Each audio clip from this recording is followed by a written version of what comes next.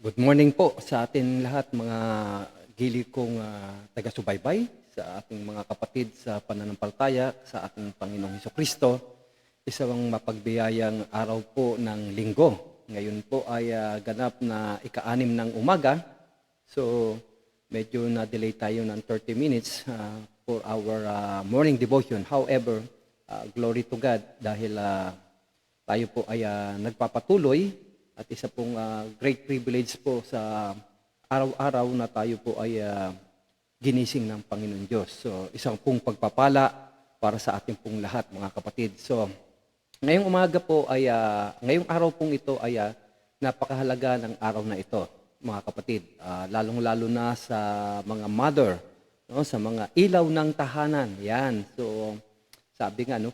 A virtuous woman, sabi po ng Proverbs. Right? So this morning, we are going to discuss or we are going to give a tribute po sa ating mga nanay, ano? Sa mga mother dyan. So, Happy Mother's Day sa lahat, lalong-lalo na sa aking pinakamamahal na asawa, si Miss Flora Porteo Ramos. Yan, ang ilaw ng tahanan. At siyempre naman doon sa aking mudra, sa aking madir, si Leticia Bueno Ramos, at sa aking kapatid, si Maria Evangeline Ramos Maranan, gayon din kay Catherine Ramos, at gayon din naman kay Nieva Ramos. So, sa lahat ng mga mother na nanonood po dyan, ano, hindi ko na po kayo maiisa-isa.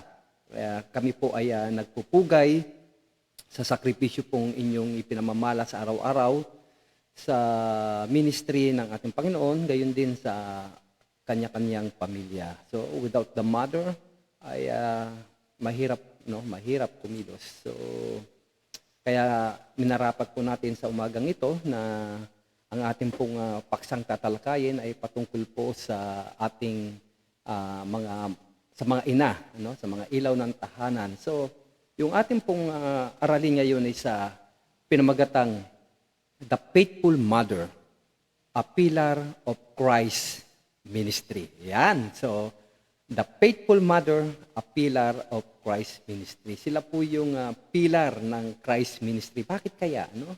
Yan po yung ating pag-aaralan ngayong umaga. So, yung ating pong scripture passage ay matatagpuan po, of course. Pag pinag-uusapan natin yung mga mother, ano, sino ang unang pumapasok sa atin? Nandiyan si si Mama Mary, no, na tinatawag natin si Maria na ina ng ating Panginoong Hesus sa laman, at nandiyan po si Hannah, yan, na isang balo, no, na nanalangin kay sa ating Panginoong Diyos, at pinagkaluban siya ng isang anak. So ngayon po ang ating pag-aaralan, ang paksang pag-aaralan natin ay patungkol po sa isang ina, yung nabanggit ko, si Hannah, na matatagpuan sa 1 Samuel chapter 1. Ayan. So, yung paksa po na ating tatalakayin ay patungkol nga po kay Hannah. Okay, so, brother and sister in the Lord, sa ating mga katropa dyan sa Armed Forces of the Philippines, sa Philippine National Police, and even sa Philippine Coast Guard, and also dun sa ating mga BJMP, at sa Bureau of Fire, at sa lahat po ng local government unit, at sa mga empleyado po natin sa civilian human resource natin sa iba't ibang sangay ng ating gobyerno. Most especially, good morning po sa mga civilian human resource po ng Civil Relations Service of the AFP at sa ating mga kasamahan dyan. Magandang umaga po sa inyo, at maraming salamat po sa pag-antabay po ninyo dito sa ating programa, no, sa palatuntunan ng Diyos, para po abutin pa ang maraming bilang ng mga kasundaluhan, ng mga manggagawa ng gobyerno sa gobyerno, mga government employee natin sa gobyerno, right? So, okay, so i-share po natin itong ating pong ministry sa umagang ito. Ayan. So, sabi nila, paki-share naman po para ma-share po namin ng maaga, makasabay naman po kami. Yes, good morning po. Maraming salamat po sa inyo, no? Ayan, so sinishare po natin mga kapatid, at napakaganda po nitong ating pag-aaralan ngayong umaga for sure, no? Yan. So, share na po natin, ano? Right? So, okay. Para po makita nila po talaga na live. Yan. So, sa ating mga kapatid. Yan. Sinishare ko lamang po, no, mga kapatid. At, yan. So, mangyari din po, no, kung kayo po ay patuloy na sumusubaybay ng ating programang ito, no, ay ang hiling ko lamang po sa bawat isa ay mangyaring pakishare din po, no, sapagkat tayo pong lahat ay merong pong part na dapat na gawin sa ministry ng Panginoon Diyos. Kung maalala po ninyo on Matthew chapter 28 on verse 19 to 20, ano po, at tayo po ay binigyan po ng Great Commission ng Panginoon Diyos, and that is go to the uttermost part of the world to teach, to baptize, ano, ang mga tao. So, maaaring masabi po ninyo na hindi po kayo marunong magturo at wala po kayong authority to baptize, but by sharing the Word of God to others, ay nagagampanan po ninyo yung part ninyo, no, by supporting the ministry in any ways. Right? So, at even yung inyong buhay, inyong testament po ninyo, no, yung pong testimony, no, yan po ay it is considered po na kayo po is an open Bible, no? How you represent Christ to other people, and so that they may know your good work, at yung siya nag-reflect sa buhay niyo si Kristo. In that way, nakapag-minister po kayo sa ating Panginoon Diyos. So, sa lahat po ng uri ng kapamaraanan po. Right? So, God bestowed various gifts, talents, skills po sa lahat po ng kanyang mga anak. Ano? At lahat po tayo ay meron pong ginagampanan na bahagi sa katawan ni Kristo, sa Church of Christ. Right? So, again, ang pag-aaralan po natin ay patungkol po sa isang mother, ano, si Hannah. And that is the very reason na today is Mother's Day. So happy Mother's Day to all mother out there. So we gathered today, to discuss and to honor all of the mothers. And we have to recognize their vital role in raising godly families that support Christ's ministry. Katulad po ni Hannah, yung kanyang pong katapatan sa Panginoon Diyos, it give an impact to the course of history. No? Kaya ipinanganak po si Samuel, right? Dahil si Samuel po ang nag-anoint kay King David, no, sa history. At because of Hannah's faithfulness, impacted the course of history, and mothers today play a crucial role in shaping the spiritual foundation of their home. So just like Hannah, our mothers today in our present setting, you play a crucial role in shaping the spiritual foundation ng ating tahanan at ng Iglesia ni Cristo. Ng katawan ni Cristo, the Church of Christ, right? So, pag sinabi po natin Church of Christ, ito po yung tinawag ni Cristo, ito po yung mga niligtas ni Cristo ng kanyang banal na dugo. It is not pertaining to church, na yung physical church, but yung katawan ni Cristo, na binubuo ng mga mananampalatayang Kristiyano. Ang tawag po ay Ecclesia, right? Yan po yung ibig sabihin po ng Iglesia, Ecclesia, mga tinawag ni Kristo. Right? So hindi po ito isang simbahan, kundi isang lupon ng mga mananampalataya. Right? So Hannah's story, as depicted in 1 Samuel, showcases her unwavering faith and dedication as a mother. Alright? So para mas lalo po natin pong maunawaan ay magbasa po tayo ng scripture. So yung ating pong scripture passage ay matatagpuan nga po sa 1 Samuel. So napakahaba po nitong 1 Samuel, right? So kaya po tayo ay magsisimula po on verse 10 hanggang 11. On chapter 1, verse 10 hanggang 11. So we know that si Hannah ay balo at dumating ang isang gabi na lumapit siya sa Panginoon Diyos para manalangin. And that's why on verse 10, Hannah was deeply distressed and prayed to the Lord and wept bitterly. And she bowed a bow and said, O Lord of hosts, if you will indeed look on the affliction of your servant and remember me and not forget your servant, but will give to your servant a son, then I will give him to the Lord all the days of his life. Ayan. And no razor shall touch his head. As she continued praying before the Lord, Eli observed her mouth. Hannah was speaking in her heart. Only her lips moved and her voice was not heard. Therefore, Eli took her to be a drunken woman. Akala ni Eli ay lasing siya, no? Kasi nananalangin si Hannah, no?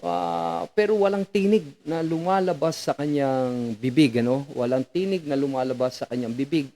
Bagkus yung labi niya lamang ang kumikilos. Kumbaga, sa puso niya, no? Sa puso niya, ando doon yung silent prayer. Yun po yung prayer po ni Hannah. Talagang he pour out her soul to the Lord. So, pagpalain ng Panginoon Diyos ang pagkakabasa ng kanyang salita at tayo po'y manalangin. Dakilang Diyos na makapangyarihan sa lahat, kami po ay lumalapit sa iyo sa umagang ito, nagpupugay, nagpapasalamat Panginoon dahil sa iyong walang hanggang kabutihan, sa iyong katapatan sa aming buhay, lalong-lalo na sa mga ina o ilaw ng tahanan. Lord, today is Mother's Day, Lord, and we will give tribute, Panginoon, sa essential roles o sa vital roles na ginagampanan ng mga ina sa tahanan, lalong-lalo na sa iglesia, Panginoon. Panginoon, pagpalain mo po ang lahat ng mga nanay. Nawa pagkaluban mo sila ng malakas na pangangatawan. Alalahanin mo po yung sakripisyo na kanilang ginagawa araw-araw. May taguyod ang kanilang pamilya. Mabantayan ang kanilang mga anak. Magabayan, maturuan, Panginoon, ng pananampalataya. Because most of the time, it is the Mother, Lord God, na kasama ng mga anak namin, Lord God. Kaya, Panginoon, mapalad ang sinumang lalaki na may asawa, na may takot at pananampalataya sa iyo. Panginoon Diyos, gaya po ni Hannah, dinggin mo rin ang panalangin ng lahat ng mga mother ngayong araw na to sa iba't ibang dako ng mundo, Panginoon. Dinggin mo po ang kanilang panalangin at patuloy na sila ipagpalain, Panginoon Diyos. Uli, Panginoon, maraming salamat sa iyo. Patawarin mo kami sa lahat ng aming mga pagkakasala. Puspusin mo po kami ng iyong banal na espiritu. Bigyan kami ng pangunawa sa lahat ng aming aaralin at sa pamamagitan nito, Panginoon, ay turuan mo kami, ituwid mo kami, Panginoon, at patatagin mo ang aming pananampalataya. Gayon din, Panginoon, we pray, Lord, na igapos mo si Satanas so that he will not disrupt, Panginoon, yung pangangaral, yung pakikinig namin ng iyong salita, Panginoon. And Lord God, hayaan mong ikaw mangusap sa amin, Lord. Itago mo po ako sa likod ng iyong krus at ikaw po ang may pahayag ng may kababaang loob, buong katapatan, Panginoon. Ito po ang aming dalangin sa ngalan ni Jesus. Amen. So, there we go. So, yan po, yung ating pong paksang tinatalakay ngayon ay matatagpuan nga po sa scripture ng Holy Bible, particularly on 1 Samuel chapter 1. Yan. So, yan po yung ating pag-aaralan ngayon, mga kapatid, And today is Mother's Day. So, happy Mother's Day po sa lahat po ng nakikinig. At ngayon po ay araw na linggo. Today is the Lord's Day, So, I am encouraging everyone that after this, while going to the, habang kayo nakikinig, preparing po papunta ng simbahan, Tayo po ay pumunta pa rin ng simbahan, Bagamat na meron po tayong devotion na to. At kung hindi po kayo nakasabay ngayong umagang ito, ay pwede naman po ninyo itong balikan maya-maya. At doon po sa mga nagtatrabaho, sa mga duty na mga kabaro natin dyan. Right? So, pwede naman po ninyong panuorin itong live or kaya balikan ninyo mamaya. It is recorded naman po. Alright? So, once again, today is the Lord's Day. Huwag po natin kalimutan na pumunta po ng ating simbahan. Yan. So, tayo po ay umatin ang simbahan, sapagkat yan po ay tagubilin ng ating Panginoong Jesucristo. Good morning kay Ryan Ramos, gayon din kay Sergeant Major Villamor Habien at kay Edison Peñalosa. So maraming salamat sa inyo. Gayon din si Lua Hisiri. Ang hirap talagang bagkisin ng pangalan ni Mama, However, ay Iris pala siguro to, si Iris Dual. whatever. Good morning po sa inyo, no? Maraming salamat po sa pakikinig po, ano? So, again, going back to our discussion. So, Hannah's story, as depicted in 1 Samuel, showcases her unwavering faith and dedication as a mother. So, despite yung mga facing yung infertility, no, because she is a barren woman at hindi siya manganganak, wala siyang kakayanan to bear a child, ah, yun yung doon siya nagkaroon ng ng struggle kasi nga yung kanyang rival yung other woman ng kanyang asawa ay tinutuya siya. So despite facing infertility and enduring the taunts of her husband other wife, this Hannah remained steadfast in prayer. So yun yung naging tools niya Hannah, no, yung prayer. So she pleaded with God for a child and vow na kung siya ay pagpapalain o didinggin yung kanyang panalangin at siya ay magkaroon ng anak, she would dedicate him to serve the Lord. So, God honored her faithfulness and she gave birth to Samuel. Kaya nga nung nakita siya ni Eli, the priest, akala niya lasing si Hannah, kasi lumuluha, tumatangis, humihikbi talaga. Talagang yung kanyang down na down siya habang nananalangin siya sa Panginoon. Kumbaga ay only God can save her. Kaya yung kanyang panalangin ay he pour out her soul. Na yung labi niya lang ang bumubukas at walang tinig na naririnig. Mga kapatid, ganun po yung intimate relationship with the Lord. Yung nagsasalita ka, nangungusap ka, dumadalangin ka sa Panginoon ng taimtim na walang nakakarinig kundi ang Diyos lamang. Sapagkat yung puso mo ang nagsasalita. Habang bumubuka yung kanyang bibig ay wala namang naririnig na tinig sapagkat nagmumula sa kaibuturan ng kanyang puso. Mga kapatid, naranasan nyo ba yung ganong uri ng pananalangin? So, yung time na talagang in distress ka, pag lumapit ka sa Panginoon and you pour out your soul in prayer, mararamdaman mo yung ganong intimacy ng pakikipag-ugnayan sa Panginoon. And that is the reason that God honor Hannah's prayer. God honor Hannah's faithfulness. And Hannah gave birth to Samuel because God listened and answered Hannah's prayer. Because God, nakita ng Panginoon that Hannah is true to her promise. Na talagang after niyang manganak kay Samuel, he dedicates Samuel to the service of God. So mga kapatid, makikita natin mamaya dito, it is not all about yung umiling ka sa Panginoon. But tinupad mo yung iyong covenant sa Panginoon, yung promise mo sa Panginoon. Humiling si Hannah nung ipinagkaloob, ay tinupad niya. So, dito makikita natin na marami sa atin hindi lamang ng mga mothers, tayo mga Kristiyano, when we pray to God at ipinagkaloob ng Diyos yung ating mga kahilingan, yung ating mga panalangin, we forgot to give thanks. Sometimes we forgot na to give back unto the Lord. But this Hannah, yung kanyang unwavering faith, ay talagang tinupad niya yung kanyang pangako.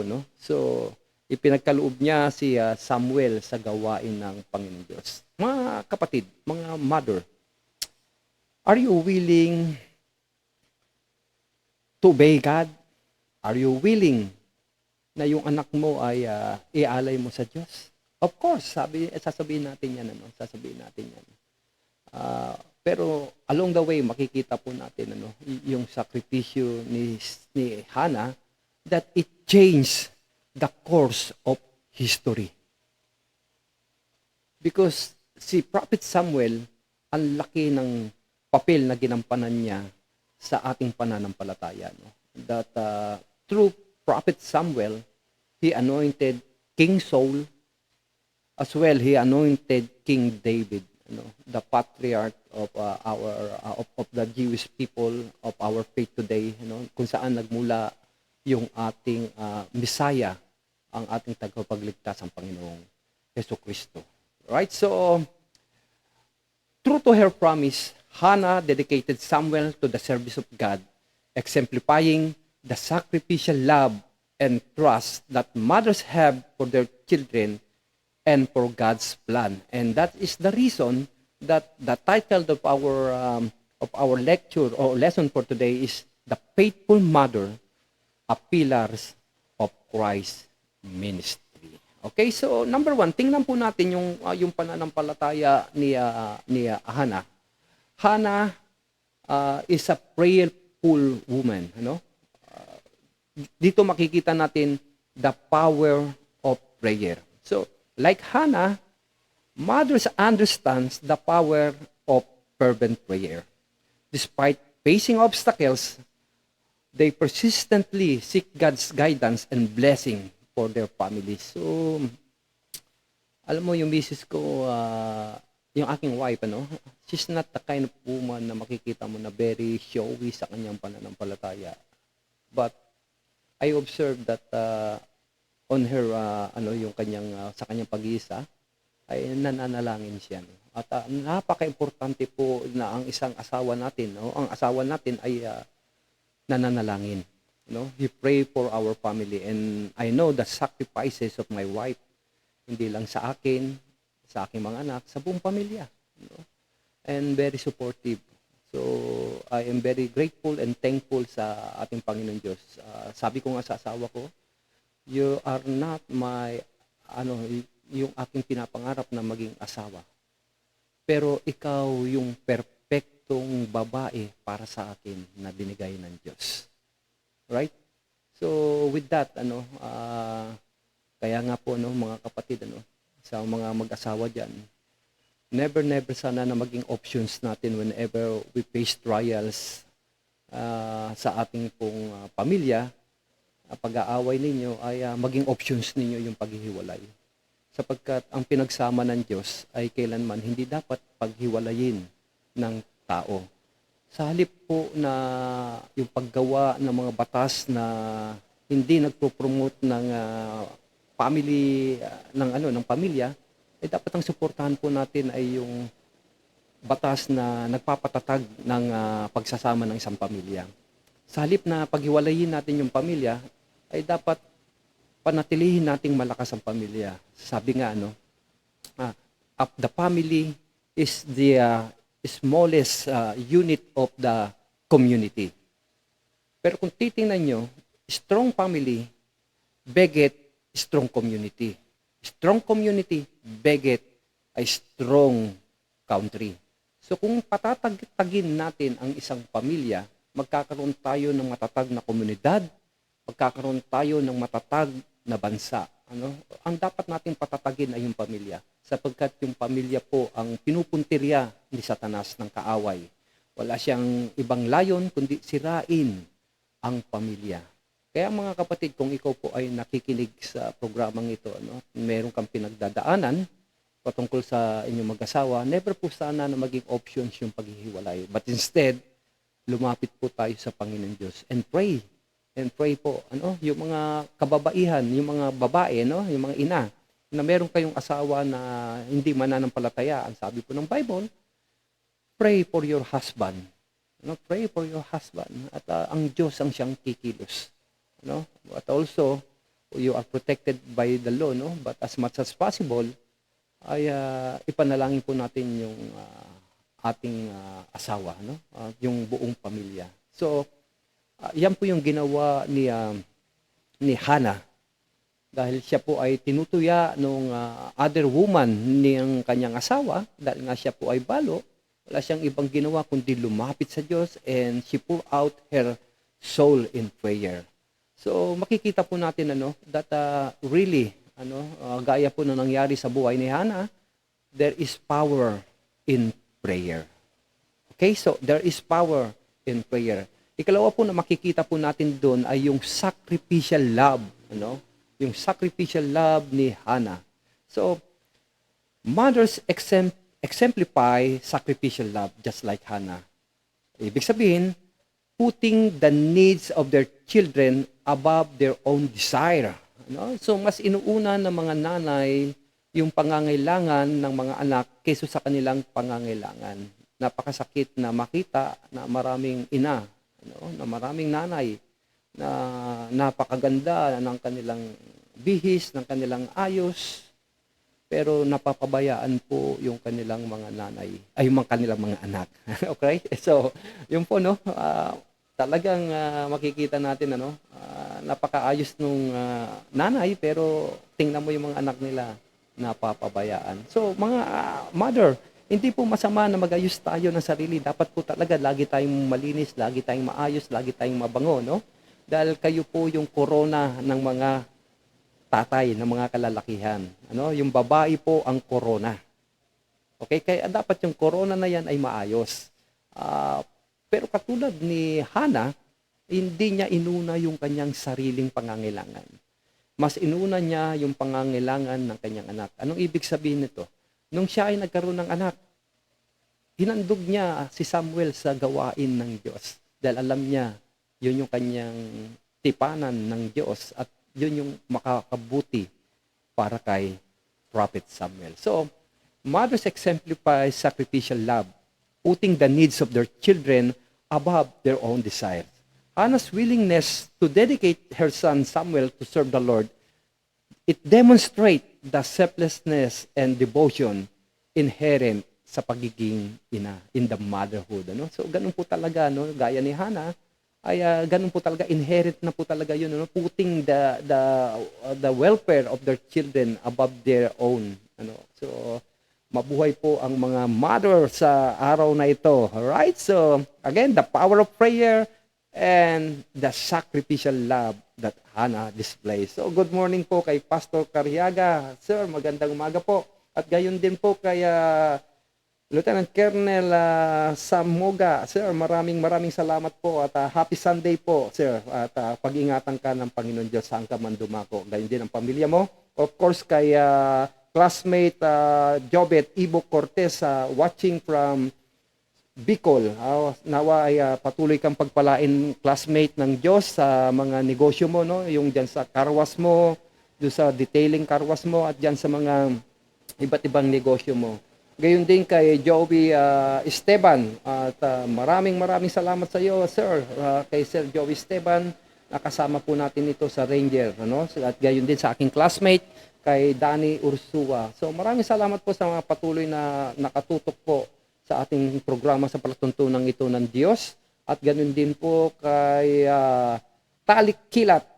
Siya po ay regular po siya na nakatutok po dito sa ating programa. Gaya po ng sinabi ko, paki-share din po itong ating programa. Alright, so sacrificial love. Now, ikatlo po ay raising godly children. Yung mga mothers po, they play a pivotal role in nurturing our children's faith and instilling yung value aligned with the teaching of the Lord Jesus Christ. So, importante po yun. Kaya kayo pong mga mother, patuloy po kayong tumutok sapagkat kayo po yung talagang very crucial sa pagpapalaki ng mga anak. Right? Raising godly children. Kasi kayo po yung maraming oras nakasama po ninyo yung inyong mga anak compare po sa kanilang tatay. Right? So, lalo na po, ako po, on my experience as a military personnel, sa loob ng isang taon, 2 beses lang po talaga ako nakaka-uwi nung ako po ay nasa Scout Ranger pa. Sapagkat napakamahal talaga ng pamasahe at napakababa pa ng sahod namin nung panahon. So nakaka-uwi lamang ako tuwing pag R&R, yung tinatawag namin rest and recreation. Ikalawa, during yung New Year's break or Christmas break na tinatawag natin. Sapagkat napakamahal ng pamasahe sa aeroplano at sa barko. Sa C-130 naman, bihira ka namang makasakay doon. Dahil priority nga yung mga logistic movement. So, ganun po. At yung mga mother po talaga, lalo na yung mga asawa na sundalo, nagpupugay po kami sa mga asawa na sundalo dyan. Alam po namin yung sakripisyo ninyo. Kung paano nagsisakripisyo ang mga asawa niyo sundalo, much more yung sakripisyo ng mga asawa ng sundalo dahil sila po yung frontliner doon po sa ating tahanan. Right? So sila na yung nanay, sila pa yung tatay. Kaya mabuhay kayo. Kaya nga salamat na lang at may ATM, adto tanan kay Mrs. So, mabuhay po yung mga asawa ng sundalo, no? Napakahirap po ng inyong papel na ginagampanan. Hindi lamang yan, kundi lahat naman ng lahat naman ng mga mothers today. Kaya happy Mother's Day ulit sa inyo, no? In raising godly children, our mother, all of the mother plays a pivotal role in nurturing their children's faith and instilling value aligned with Christ's teachings. Through their words and actions, yung mga mother po, no, they shape the moral compass of future generation. Kung paano po ninyo tinuturuan ng mga anak nyo, yung po ang magiging output nun. Yan po, sila po yung, kayo po yung moral compass, no? Moral compass ng mga kabataan. No? Kasi kayo nga po yung lagi nakikita ng mga nanay, ay ng mga anak ninyo, yung mga nanay.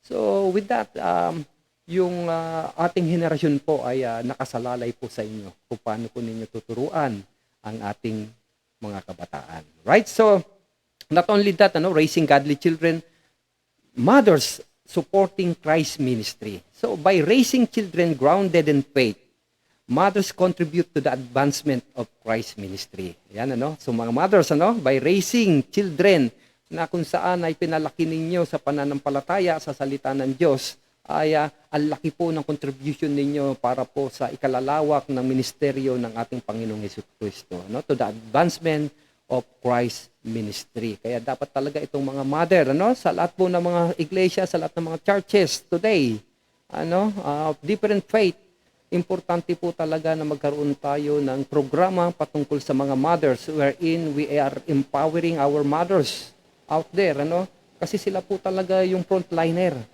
Kaya dapat po, yung mga Sunday school teacher, yung mga women, yung mga pastor's wife, dapat kayo po, yung mga pastor's wife, hello po sa lahat ng mga pastor's wife. Dapat po kayo po talaga yung very active sa bagay na to, Kayo po yung katuwang ng mga pastor, para sa mga kababaihan na kayo po yung mangaral, magturo para sa ating mga kababaihan, to empower them, kasi sila po talaga yung frontliner, kayo po yung frontliner, and you play a pivotal role in nurturing our children, the future leader of our churches today, and even the future leader of our country, because through your words, through your action, you shape the moral compass of our future generation, right? Not only that, by supporting Christ's ministry, by raising children grounded in faith, mothers contribute to the advancement of the Lord Jesus Christ, of His ministry. So, your dedication, mga mother po, cultivating the spiritual growth within their families, strengthen the church, and expand the kingdom of God. So, napakalaki po talaga ng papel na ginagampanan nyo. Never to underestimate kung ano yung kayang gawin ng mga kababaihan sa ating iglesia, sa mga churches. So, just like Hannah, the mother of Prophet Samuel, yung kanyang pong istorya, is a power example of faith and devotions written in the Bible. Though Hannah is a barren woman, she desired to have a child. So sa kanyang pong kapigatian, wala siyang ibang ginawa kundi lumapit sa Diyos. So sa mga mothers natin diyan, wag po kayong mawawalan ng pag-asa, ng pananampalataya, lumapit lamang tayo sa Diyos, let pour out our soul through prayer, sa ating Panginoon Diyos, gaya po ng ginawa ni Hannah. And the Lord hearkened to her prayer, at siya ay pinagkaluban ng isang anak, at yan nga ay si Prophet Samuel. So, the unwavering faith of Hannah is an evident na yung kanyang vow to dedicate her son Samuel, to God's service. So makikita po natin, yun po yung number one na makikita natin, yung unwavering faith niya, yung kanyang vow. Anyway po, sa ating pong panahon ngayon, at sa lumang tipan po ay talaga po yung vow ay importante po. Yung making a vow unto God. But the Bible is very clear about making a vow unto God, na when you make a vow, be sure na magagawa mo itong vow na yun. Ganun po kasagrado yung pagkakaroon po ng vow sa ating Panginoon Diyos during that time.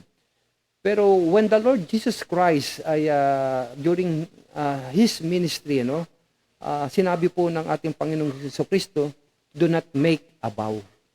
Kasi hindi mo nga kayang bilangin yung mga puti ng buhok mo. Much more, do not make a vow. Kasi kung ikaw ay gagawa ng vow at hindi mo magagawa ito, it will, kumbaga ito ay magiging kasalanan sa Diyos. Pero dahil nga pinutol na, binali na ng Diyos, yung kautusan, pinutol niya na once and for all. Ang sabi ng Panginoon Diyos ay hindi na vow, kundi you commit. Instead of making a vow, ay kailangan yung commitment natin. And that is through grace. No, maliwanag po ang Panginoon Diyos diyan. Sinabi niya po 'yan sa New Testament, ano. So, do not make a vow, but instead you commit yourself. Kaya nga sabi ni Apostol Pablo, I beseech you therefore, brethren, to offer your body as a living sacrifice, holy and acceptable, which is your reasonable service. So, it implies commitment, by offering our life to the ministry of God. And yan po yung mas highest form po, na yung ating buhay ay inoffer natin sa Panginoon Diyos, yung out of love. And that is through grace, by the grace of God. Okay, so nung panahon po, ganun po talaga yun, they are making vow. But in the time of the Lord Jesus Christ, on grace dispensation po, we commit our lives. So just like Hannah, ay kinumit niya yung kanyang anak sa Panginoon Diyos. Right? So, again, yung kanyang istorya, it is a reminder for all of us that faith is not just about getting kung ano yung gusto natin, but also trusting God that even in the midst of our difficulty, God is working.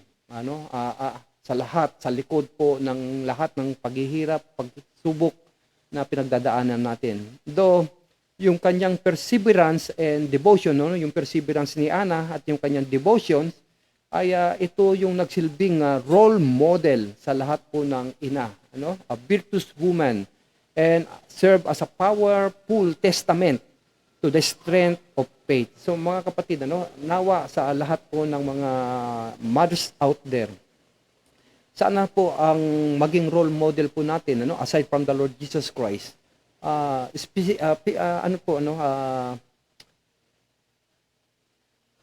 yung buhay po sana ni Hannah, in spite po nung kanyang pinagdadaanan, mantakin ninyo po, siya ay asawa ng hari, at yung kanyang asawa ay maliban sa kanya ay mayroong mga concubine, may mga mistress, kasi allowed naman sila nung araw sa kanilang culture, ay tinutuyo siya, nililibak siya dahil nga siya ay hindi siya makapagbigay ng anak sa hari. At malaking bagay po kasi nung panahon na yung ikaw ay magkaroon ng anak.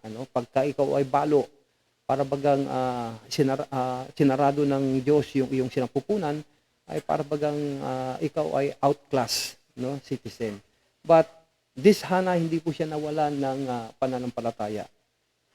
Kung si Rachel nga po ay nagkaanak pa, si Sarah nagkaanak pa, ay how much more, ikaw po, kung meron kang ganyang bagay o ano man yung pinagdadaanan mo, kung dininig ng Diyos itong mga kababaihan ito na mananampalataya na nakatala sa kasaysayan po ng Biblia, sa ating pong kapanahunan ngayon ay hindi po malayo na hindi mangyari, na kung magkakaroon lamang tayo ng faith na katulad ng kay Hannah, ay nakatitiyak po tayo na ang Diyos po ay tutugon sa ating mga panalangin. Right? So, ano man yung iyong pinagdadaanan, may problema ka sa iyong asawa, nagluluko ang asawa mo, may bisyo ang asawa mo, yung mga anak mo napapariwara ang buhay, gaya ni Hannah, inilapit niya lahat sa Diyos. Inilapit niya lahat sa Diyos, iniyak niya sa Diyos, at dininig siya ng Diyos. So, ang hamon sa iyo ngayon, ang paanyaya ng Diyos sa iyo ngayon, ano man yung daladala mo ngayon, katulad ni Hannah, ilapit mo sa Diyos. Pour out your soul to God in prayer. Mangusap ka, lumapit ka sa Kanya, handang makinig ang Diyos sa iyo. Handang makinig ang Diyos sa lahat ng mga panalangin natin. Nawa itong kasaysayan ni Hana, yung kanyang istorya, ay maging paalala sa atin na ang pananampalataya ay hindi lamang yung dahil may gusto tayong makuha sa Diyos. But also, ito ay kasaysayan ng pagtitiwala sa Diyos. Na sa gitna ng pagsubok, ng kalamidad, ay may pananampalataya tayo na tapat ang Diyos sa kanyang mga salita, sa kanyang pangako. Nalaman natin, nakita natin that Hana, yung kanyang perseverance at yung kanyang devotions, ay nawa ito yung magsilbing encouragement sa atin. Ano? And Hana ay magsilbing role model sa lahat po ng mga mothers out there. Because yung kanyang historia is a powerful testament sa kapangyarihan ng pananampalataya at sa pwedeng gawin ng panalangin. Okay, so mga kapatid, once again, Happy Mother's Day po sa lahat po ng mga ina na nakikinig at sumusubaybay po. No? Ako po ay nagpapasalamat sa inyo at hindi po biro yung papel na ginagampanan po ninyo to as a moral compass of our future generations. Hindi po biro yung papel na ginagampanan ninyo to nurture our children, grounded in the Word of God, in the values aligned with the teaching of the Lord Jesus Christ. Just like Hannah, yung ginawa niya para kay Samuel, it changed the course of history. At kung kaya ay tayo po ngayon ay may pananampalatayang tulad nito dahil po sa mga kababaihang tulad ni Hannah na naging tapat sa paglilingkod sa Diyos. So, once again, let us honor and cherish all the mothers today, and not only on this special day, but in every day. Kasi in every day po ay hindi po masukat, undescribable yung part na ginagawa ng mga nanay. So, recognizing their indispensable role in shaping the godly families that uplift and support Christ's ministry. May we emulate the faithfulness and devotions of Hannah, trusting in God's plan as we strive to raise our children who honor and serve the Lord Jesus Christ. Let us all pray. Dakilang Diyos na makapangyarihan sa lahat. Truly, O God, na napakabuti mo, Panginoon.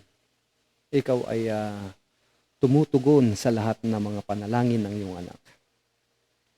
Lord, our prayer today, Lord, na as we conclude sa pag-aaral ng iyong salita, help us, O Lord, help those mother there, not only the mother, but all of us, Panginoon, to have that kind of faith na ipinakita po ni Hannah, Panginoon. At the midst, Panginoon, nung kanyang struggle sa buhay, ipinakita niya sa amin, Panginoon, na sa gitna ng pagsubok sa buhay, Panginoon, ikaw lamang yung pwede naming malapitan. Ikaw lamang yung Diyos na tumutugon ng lahat ng panalangin. Help us, O Lord, to build up our faith, to obey you, Lord, to walk in the light of your word, Lord God. Help us, Lord, to strengthen our faith,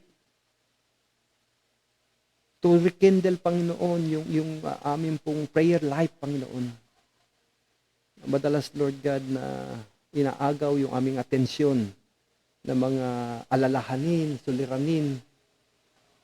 Not only that, Lord, even, Lord, kung natanggap na namin, Panginoon, yung tugon mo sa aming panalangin, nakakalimot na kami minsan, Panginoon, na tuparin yung aming commitment sa iyo. Lord, help us through the power of the Holy Spirit, Lord, to remind us, Lord, na apart from you, Lord, we are nothing. Forgive us, Lord, sa aming pong mga iniquities, Na Lord, na kami ay naging makakalimutin minsan kung nagiging marangya na yung buhay namin. Na kami, Panginoon, ay nababaling yung focus namin. Natataranta kami, Panginoon, kung mayroong pagsubok na dumadating sa aming buhay. Lord, I pray for those mother, Lord, na gaya ni Hana na dumadanas ng pagsubok sa kanilang buhay ngayon, Panginoon. No matter what it is, Panginoon, I pray for those mothers, Lord, who have a struggle sa kanilang buhay, Panginoon, sa kanilang pamilya, sa relasyong mag-asawa,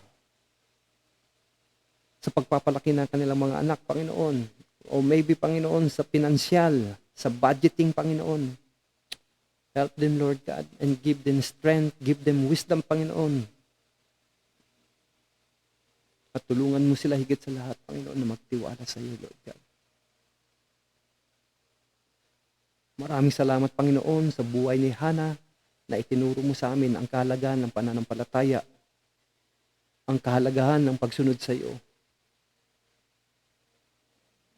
O Panginoon, tunay na napakabuti mo, Panginoon, sa buhay namin. Dahil kung hindi kay Hana, Panginoon, that changed the course of history, Panginoon, malamang, Panginoon, ay hindi nakaabot sa amin ang iyong ebanghelyo. But because of Hana, Lord, and because of his son, Prophet Samuel, Panginoon, na nagtuturo, Panginoon, ng iyong katotohanan. Nawa, Panginoon, tulungan mo rin kami na maging tapat kami, Panginoon, sa aming mga pangako sa iyo, sa aming commitment sa iyo, Panginoon. Help us, Lord. Panginoon, sa mundong ito, Panginoon, na punong-puno ng pagsubok, punong-puno ng kaguluhan, Panginoon, tanging ikaw lamang, Panginoon, namin masasandalan. Nawa sa oras ng aming kahinaan, na ibigyan mo kami ng kalakasan. Sa oras, Panginoon, ng kaguluhan, Panginoon, bigyan mo kami ng kapahingahan, ng kapayapaan, Panginoon. Lord, dinggin mo ang aming panaghoy, ang panaghoy ng mga anak mo, Panginoon, ng mga mother, Panginoon. Alam mo ang kanilang sakripisyo, Panginoon. Lalong-lalo na yung mga asawa ng sundalo, Panginoon. Napakahirap ng kanilang papel na ginagampanan. And we pray, Lord God, to strengthen their faith, Lord God, to hear the cry of their heart, Panginoon. Lord God, maraming salamat sa iyo. We pray for our country, Lord God. We pray for protections, Lord God. We pray for the peace and prosperity and development in our county, Lord God. Iangat mo po ang aming ekonomiya, proteksyonan mo po kami, Panginoon, laban sa banta ng terorismo, ng kaguluhan, Panginoon, mapalubog, mapalabas ng aming bansa, especially, Panginoon, our threat, Panginoon, sa West Philippine Sea, sa aggression na ginagawa, Panginoon, ng bansang China, na sa pananakop nila ng aming teritoryo, Panginoon. Nawa, Panginoon, proteksyonan mo ang aming bayan, ang aming mga teritoryo, lalong-lalo na yung aming mga Coast Guard, yung aming mga Navy, even the Air Force, Panginoon, at ng Philippine Army, Panginoon, ng buong AFP, Panginoon. Lord, also we pray for our President, for our national leaders, Lord, for our political leaders, Lord, na Panginoon, tumawag ka pa ng mga Kristiyano, ng mga leader na may takot sa iyo, Panginoon. Naway bless mo ang aming mga leaders, Panginoon, na tatlong branch ng aming government, Panginoon. Nawa, Lord, ay mawala na yung corruption, Panginoon, sa aming gobyerno para yung mga taxes ng mga taong bayan, Panginoon, ay mapunta, Panginoon, sa tamang programa, Panginoon, at hindi sa bulsa ng ilan lamang mga corrupt na politicians at mga leader, Panginoon.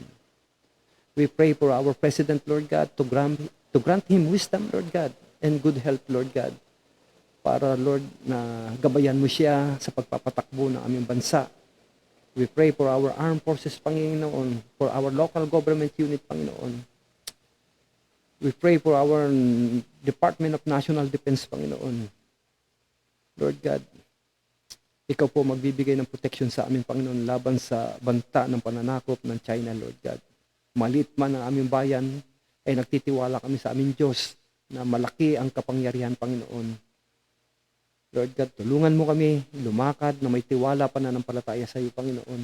At nawa sa pamamagitan ng programang ito, maabot pa ang mas maraming bilang ng mga kaluluwa na makakakilala sa iyo. We pray for the services ngayon, Panginoon, sa lahat ng churches all over the world, Panginoon.